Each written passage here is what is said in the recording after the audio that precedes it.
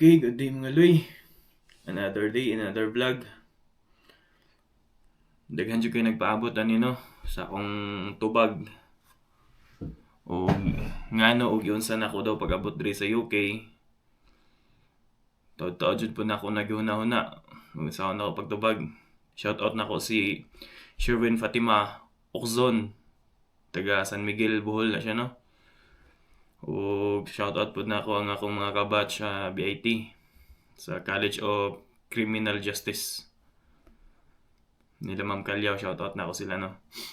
Karon akong tubagon ng mga pangutana ug giunsa ug ngano naabot ko diri. So magsugod ko sa una, focus pa jud ko sa akong pagka-estudyante no. Focus ko sa akong kurso nga gi-eskwelahan. Exam ko, board exam ko, karoy sa Ginoo ni pasar ko. Moto na tingala nga akong mga kabatch nga nung wala ko nagpadayon. Larga naman noon ko nga nakapasar naman ta ko. Kuan na po na ako akong mga relatives ako igagaw nga si Mojoy nangusog sila no nga magpadayon na ako sa pag-ihaw-ihaw sa baka, kabaw, baboy. Kay mo subay na lang ko sa lain nga dalan kay kabalo ko nga kabalo pod mo laban na sa mga kabatch diha nga sige pang-apply karon nga lisod kayo sudlo ng panggobyerno sa Pinas no. Labi na sa Tri-Bureau ug wala jud kay lig-on nga backer. Di jud nimo madali. Muna nga nagpadayon ko sa ihaw-ihaw sa tanang shoutout pud nako tanang mga manghihaway dira bisan sa backyard lang, bisan pag baboy, baka, kabaw na ayaw mo pag inarte. Ngano, dako kayo nagtabang sa inyo hapuhon. Ilabi na og gusto mong abroad sa mga first class nga country like Canada, New Zealand, Australia, America ug diri sa UK. Gamit kayo na ninyo tungod kay sa pagkakaron ang butcher in demand kayo. Pero taas pug proseso no. Nya mo gasto lang jud pod, di man pud nga dako ang gasto kay ni puhon kaloy-an mabawi man dayon. So magsugod ko sa pagbalik na nako ihaw.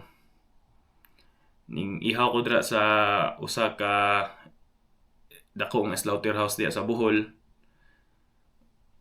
Sa nakailan ako no sa Facebook ug sa diri sa ako ang vlog sa mga nakailan ako.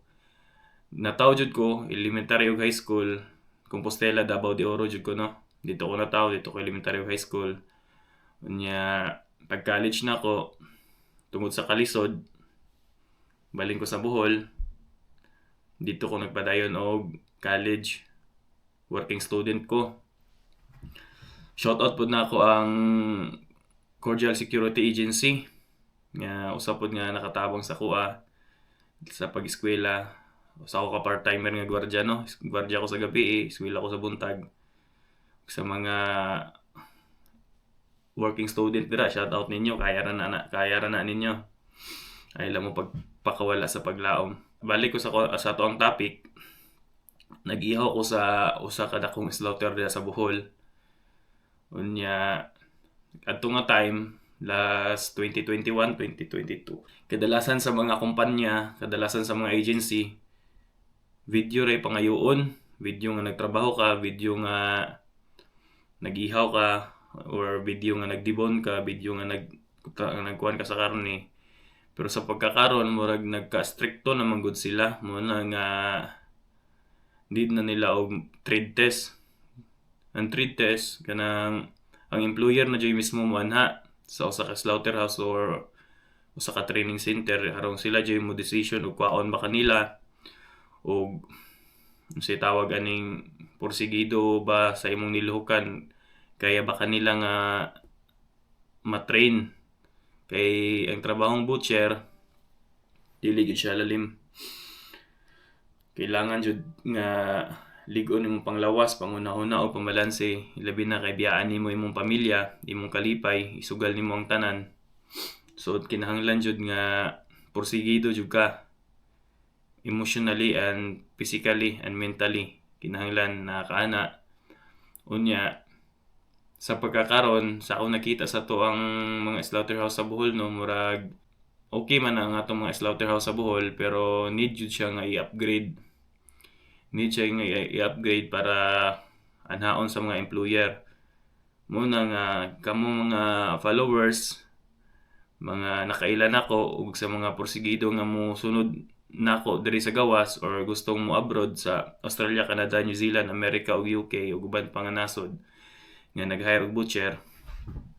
Tabangi ko ninyo sa pag-share aning video ato hangyo ang atong local government sa Bohol nga mag-upgrade at least isa man lang ka slaughterhouse nga mopasar sa mga employer sa nagkadaiyang nasod nga manha sa tuang lugar. Kay sa Mindanao, sa Digos, Tagum, Panabo, Cotabato, sa itong mga silingan nga probinsya diha sa Bohol, ang Cebu, Dumaguete, nanan sila yung mga